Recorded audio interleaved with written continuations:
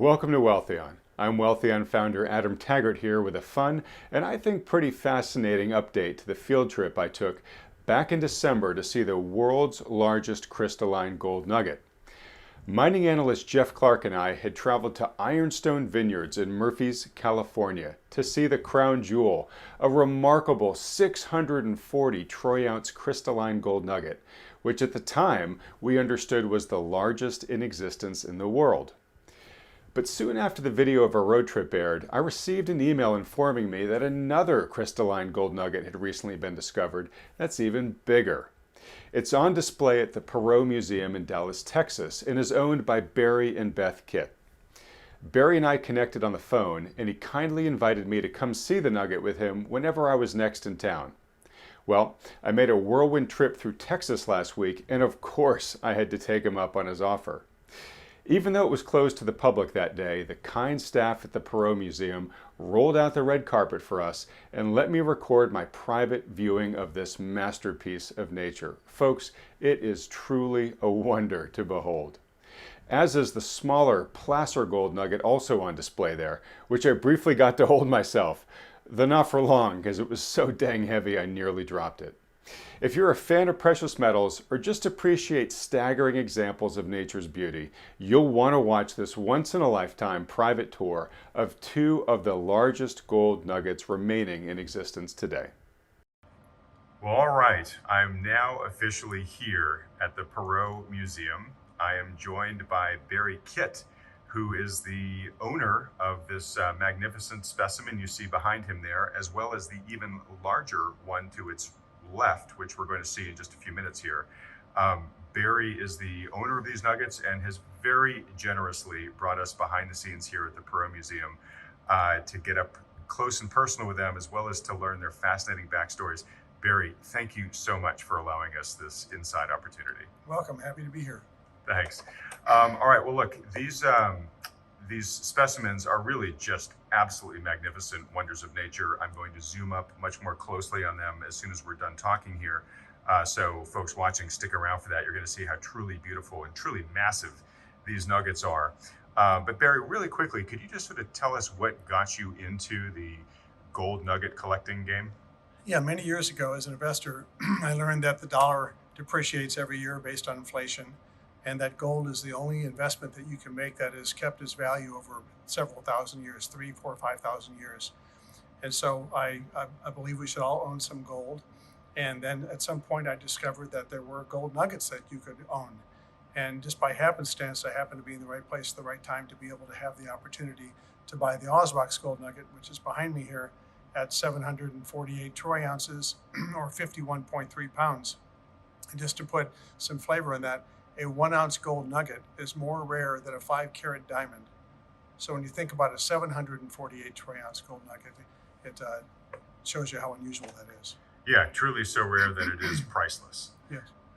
Irrespective of its gold content. So you mentioned that that this piece behind you, first off, is called the Osrox, right? And that it's 51 pounds? 51.3 pounds. 51.3 pounds. All right, so for folks that watched my previous video where Jeff Clark and I went to Murphy's, California to see the crown jewel gold nugget there, that I'm doing this from memory, but I think was 600 or so troy ounces or whatnot, but which is substantially or materially smaller than the one you see behind Barry here. Because Barry, again, this was 700 something? 748. 748. All right. Now, and this is what's called a placer nugget, correct? Yes. All right. And alluvial or placer nugget, yes. All right. And that just basically means it's sort of been weathered by the elements It's over rolled time, down right? stream beds for millennia, and any host rock that might have been attached to it has come off in the process. And so what you see here is what you would have found maybe in the California gold rush, something like that. They call it a nugget, but it's placer gold. Okay, great. And the other nugget, which we're going to go see in just a few moments, is referred to as a crystalline nugget, and that's because it's in its natural state before any weathering, correct? That's correct. All right, great. All right, so tell us a little bit about the Osrox here. Where was it found? How did it make its way to your attention, and how did you actually get your hands on it? So it was found in the Kalgoorlie area, which is Western Australia, about 400 miles east of Perth, which is on the west coast of Australia. And there were three miners that had a lease on some land. They had a small tractor and a metal detector. And they went all over the surface of the land with the metal detector and didn't get any hits or any sounds of any metal under the ground. So they took their tractor and began the process of trying to scrape off 1 meter of dirt, at which point they'd use their metal detector again to see if they get a hit. On the first pass, 2 feet underground, they hit this with the tractor. They were elated and scared to death at the same time, because in that part of the world, it might be dangerous if people knew that you had such a thing. By the way, maybe here too. But at any rate, they scooped it up and they put it in a black bag, and they then determined, what do I do with it? If they try and sell it for its gold value, they can get instant cash. But being so large, they determined that maybe there was an opportunity to sell it for more than just the gold value. So they, like I said, they put it in a black bag. They went to 5 different banks until they found a bank with a bank box big enough to store it in, while they found someone to help them possibly sell it. There is a company called Crystal Universe on the west coast of Australia that has a gold shop, and they knew of that person named Rob Selecki that owned it, and they went to him to see if he could maybe help them sell it.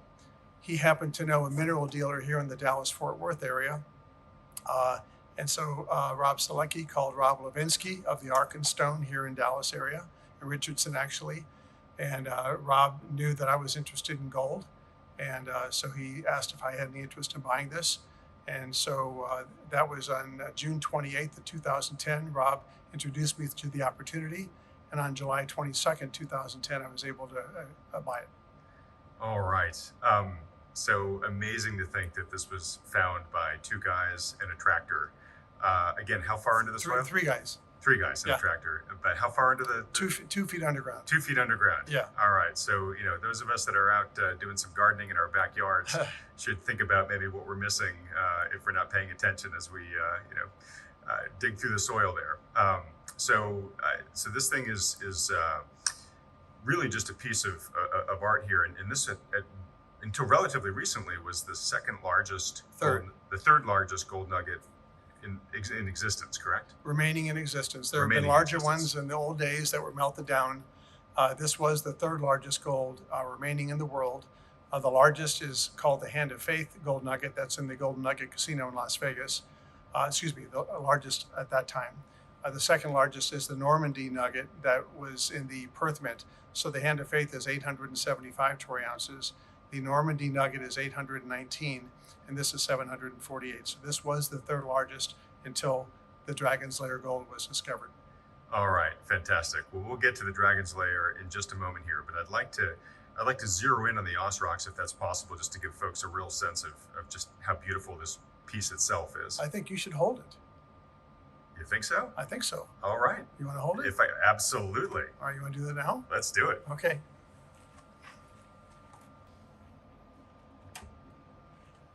Here, hold it. That's the front. So, you ready? I'm ready.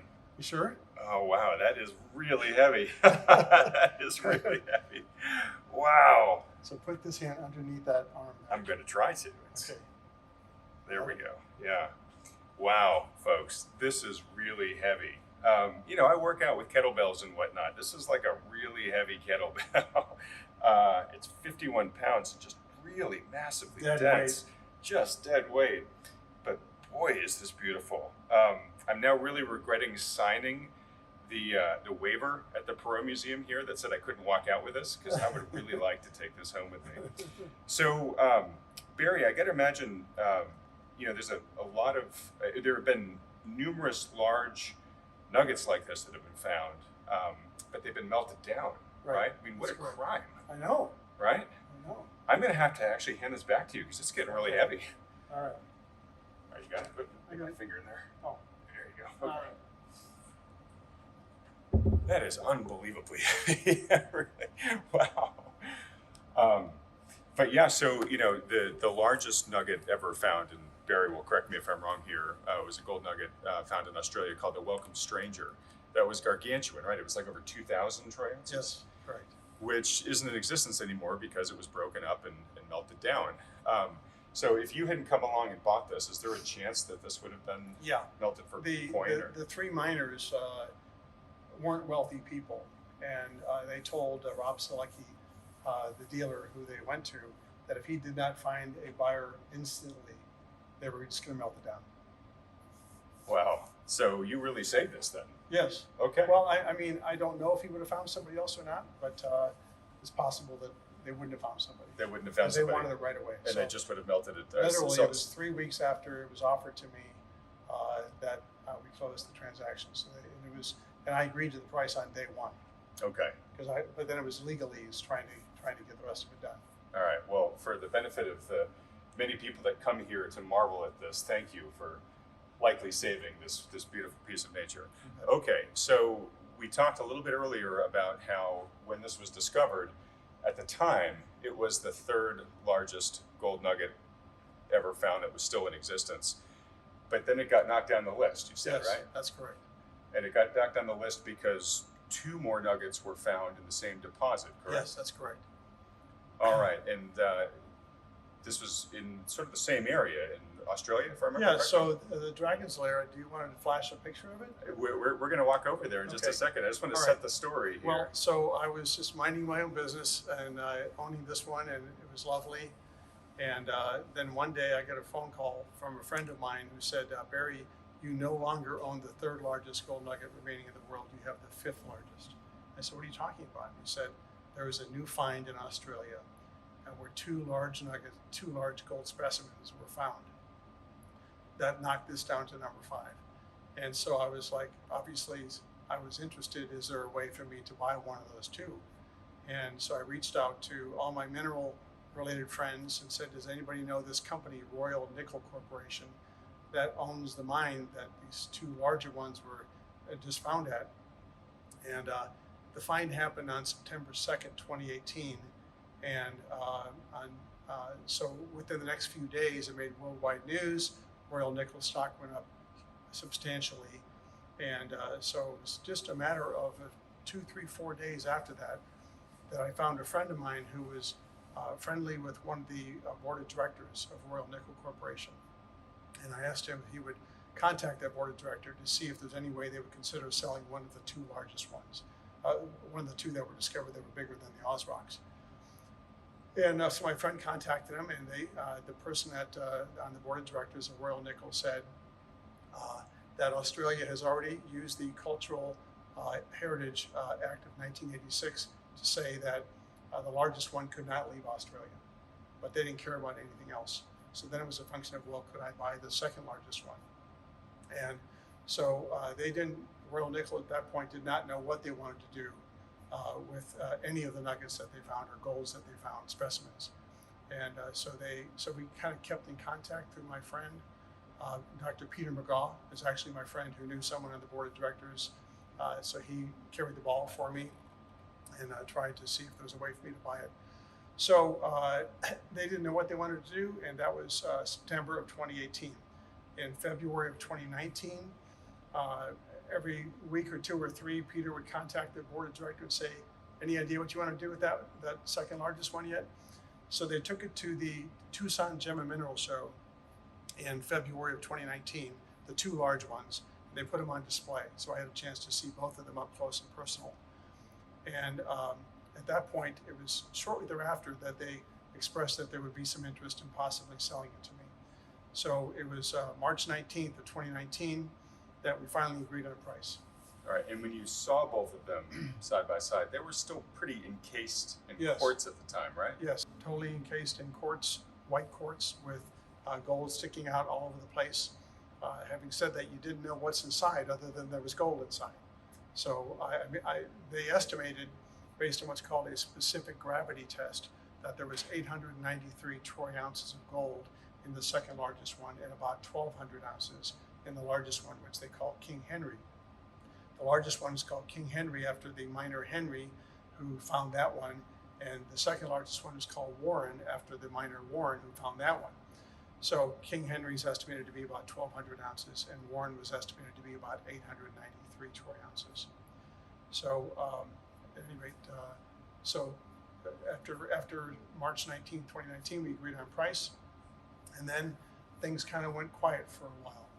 All right, so here we are now next to the The Dragon's Lair Gold. The Dragon's Lair Gold. Okay, I was Yes. going to let you reveal the name because now, right before here, you were referring to it as Warren, which was the name of the miner that actually found it. And I didn't think that was a good name. Yeah, okay. With all due respect to Warren. Well, could you tell us then about the journey this wonderful mineral then took to become named the Dragon's Lair? Because there's a specific reason why it has that name. You bet. Well, first of all, when it was found, it was totally encased in quartz, white quartz. And all I knew is that this specific gravity test, which is a test that they use, they know the specific gravity of gold, they know the specific gravity of quartz, and there might be other host minerals embedded in that rock. And so they estimated there was about 893 troy ounces of gold in Warren. So I was able to buy that, as I mentioned, and at that point, it was taken to Collector's Edge in Golden, Colorado, which is a fine mineral prep lab and gold prep lab. And they took it to an animal hospital and they put it on a big x-ray table. And so here's this big rock and you put it under x-ray. And if you want to see if there was black area here, black area there, which would denote gold inside, but instead it was almost all black. So they knew that the gold was pretty contiguous and put together. So they were hoping to be able to use that x-ray to determine how best to attack removing the quartz from the host rock. So, so Adam is showing you a picture of the host rock as it was found. And on the left-hand edge over here, you see a little bit of gold sticking out of the top edge of that rock. And so the question that we had to determine was, once we remove the quartz, how is this going to be displayed? Is it going to be vertical? Is it going to be horizontal? Is it going to be some other angle? And so we said, well, that little piece of gold sticking out, let's start there and start removing some of the quartz from that direction. So this was Collector's Edge that made the decision, let's start there. And so they started removing the quartz from there. And it wasn't long, it was December 19th, I believe, we went to Golden, Colorado from Dallas to see the progress that they had been making. At that point, they said, we think we know what might be the name of this. So I said, what? They said, well, let's wait till you get here. So we got there and they had it positioned vertically. And at the top appeared to be a dragon. And if you come over to this side a little bit, Adam, you can see the dragon's head clearer. So you see that, folks, right there at the top. So here was the little piece of gold that was sticking out of that, as you mentioned. So as they went down, lo and behold, there's a dragon's head there. And so that was naturally occurring, naturally hidden underneath that quartz. And so you keep talking, I'm just going to pan and show people how beautiful this nugget is while you're talking. Maybe look all around, whatever. And so, so basically, we knew it had to have something to do with dragon. Interesting with the background, the shadow in the background. Oh yeah, you're right. You can't really see it on the video here, but it is casting a great dragon silhouette in the back there. So, as you look at underneath here, this was all covered in quartz. So the two preparers at Collector's Edge, Rob and Zach, they spent over 300 hours with metal tip styluses, which I'm going to provide a video for you to show, removing quartz.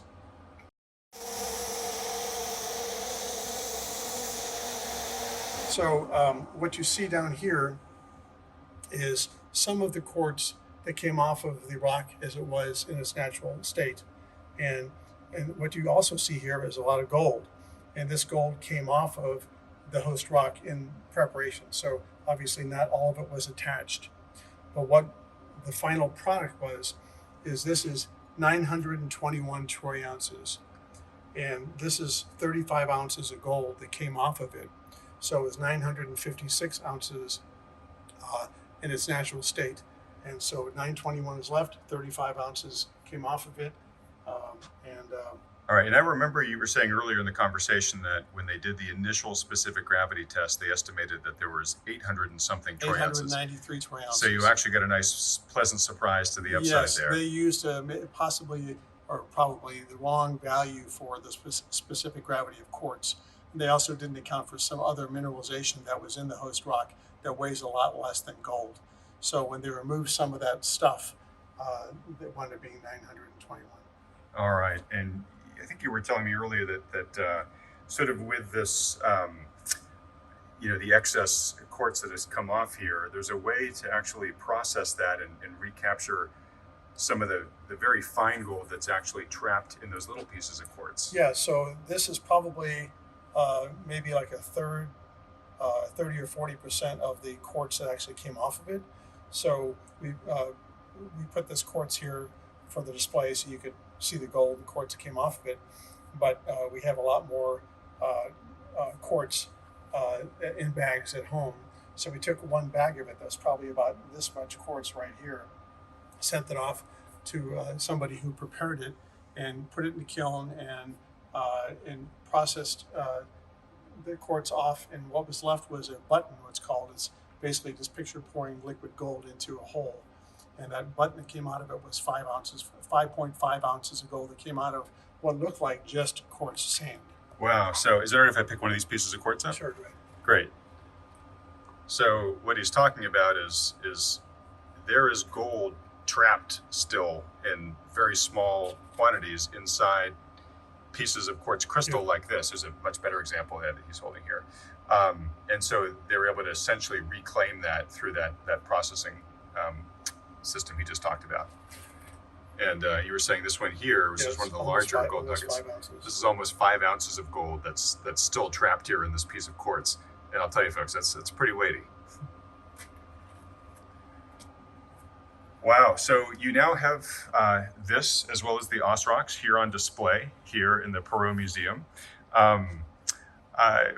Just tell me, I mean, for the people that come here and really get to enjoy your masterpieces of nature here, what are you hoping they'll take away from the experience? First of all, come to the Perot Museum. That is tremendous. You might just flash. I'll do a quick little. To show some of the minerals here. We're in their mineralogy section here with just some absolutely wonderfully beautiful other natural minerals. And you can come on in too. Hi. I'm just going to interview you super quickly. All right. Love it. So could you just introduce yourself for our camera here? Yes, I'm Kimberly Wagner, and I'm the Gems and Minerals Director here at the Perot Museum. Hi, Kimberly. Thank you so much again for getting us backstage access here. Yes. So roughly, and I know COVID has sort of screwed the numbers up a little bit for museums, but roughly, let's say in a pre-COVID year, how many people come by and actually, marvel at these gold nuggets here? Normally, we get between 800,000 and 900,000 people through the door each year. All right. So, we're really opening a lot of people's eyes to the world of gold specifically, but also just to, what nature is capable of producing here. And again, Barry, just tremendous thanks to you and collectors like you who, probably very, very much so rescue these from getting broken up and sold for some sort of commercial purpose rather than being treated as the true treasures they are. If this had been melted down, it would have been an absolute tragedy. But there was a really fun aspect to the story of how it was found, if you want me to expound on it if you have time. Absolutely, please. Okay, so Royal Nickel Corporation owns the Beta Hunt mine in Kambalda, Western Australia, again about 400 miles east of Perth. And the Beta Hunt mine was founded in 1966 and began production in 1973. And in 2013, Royal Nickel Corporation, which is a Canadian mining company, which has since changed its name to Karora Resources, they started operating the mine in 2013.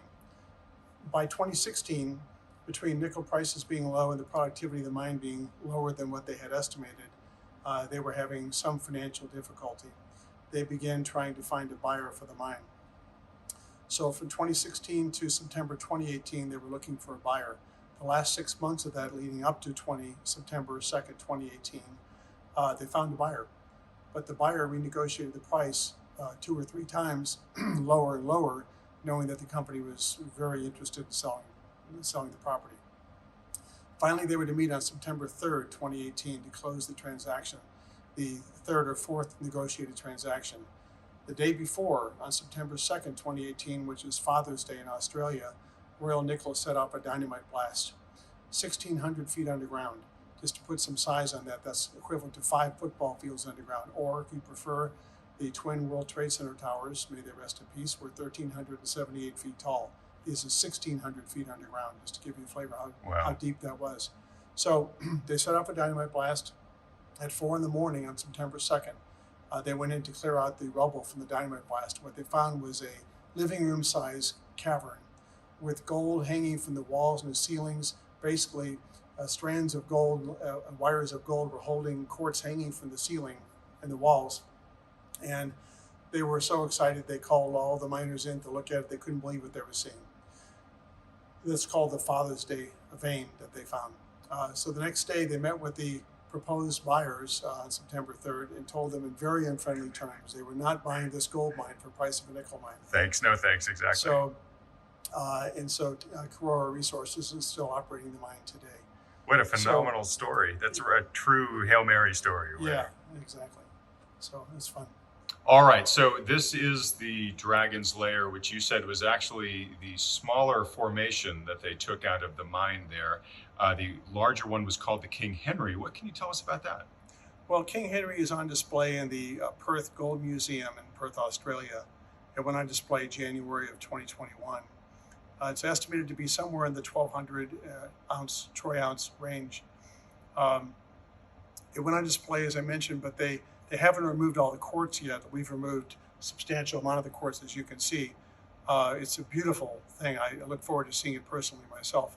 I'm not sure if it'll all be in one piece after they remove the quartz.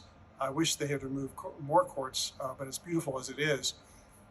So, at any rate, it's the larger of the two golds that were found in this find. That's fascinating. So it's a bigger formation, but they actually don't know for certain whether it's one contiguous piece. They won't know until they take all that quartz away. Yeah, that's correct. And I don't know if they're planning on taking more quartz off or not. Okay. As beautiful as it is, I'd love to see more of the quartz taken off so I can see more of the gold structure and formation and inside of it. Hopefully they'll do that one day. All right, hopefully they do that. And interesting, I'm just thinking here, if it turns out it's not all in one piece, well, then the Dragon's Lair could basically bump up on the list, right?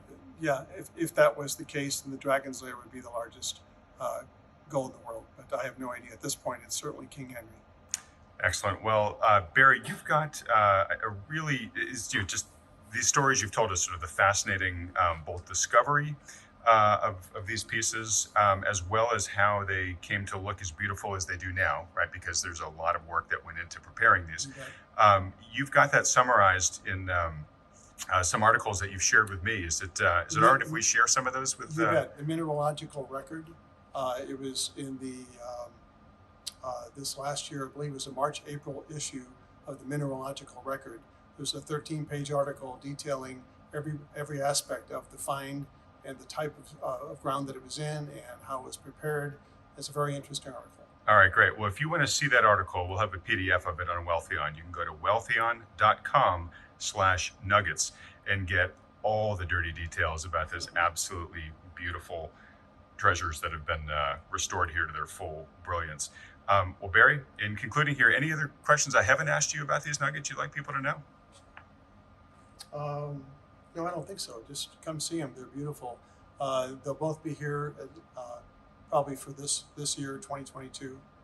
And so I hope you enjoy them. I hope you enjoy the museum. It's a fabulous museum. It opened 10 years ago, and it's been wonderful for Dallas. Like Kim said, over 1 million people a year come in here. All right, fantastic. So, Kimberly, for folks that want to come here and see these with their very own eyes, where should they come? They should come to Dallas, Texas. Our address is 2201 North Field Street. And you can also go to our website and find all the information there and buy tickets online. All right. And again, if I didn't say it, this is the Perot Museum. And what is the website for the museum? It's www.perotmuseum.org. Okay. And what is the cost of admission to come in here? It ranges and varies. Adults are usually around $20 a ticket. Kids are around $13 a ticket. All right, great. And folks, I'll tell you, just seeing the Osrox and the Dragon's Lair, completely worth the price of admission. But there is so much else here at the museum. You literally could spend an entire weekend and still not see half of it. Highly recommend you come here. All right, Kimberly, thank you very much. Thank you.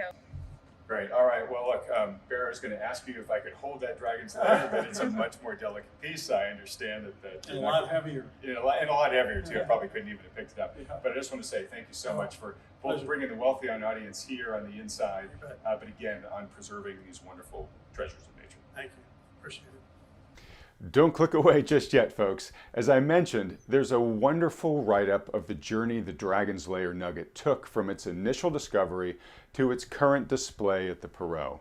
It has a lot of other details and photos in there that we didn't have time to put in this video. To download it right now for free, just go to wealthion.com/nuggets. But before you do, help support this channel by bringing you more top-notch financial content like this by hitting the like button and then clicking on the subscribe button below, as well as that little bell icon right next to it. Okay, now you can go to wealthion.com/nuggets to download the PDF of the Dragon's Lair. Thanks so much for watching.